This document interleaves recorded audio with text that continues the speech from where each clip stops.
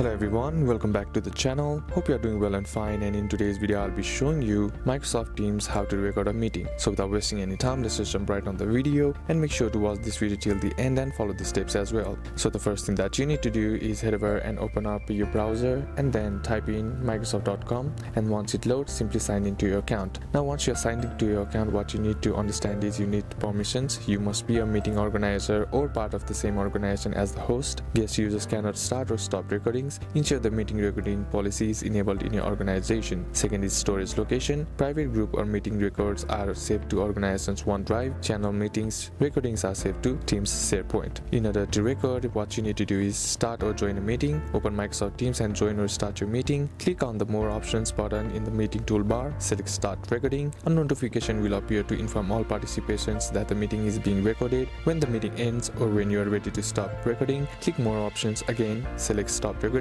The recording is saved automatically. So that's basically a couple of steps that you can apply, and that's it for today's video, guys. Hope this video was useful to you. Leave a like if it did. Comment down below what the next video should be on. Consider subscribing to the channel. Thanks for watching. Bye bye.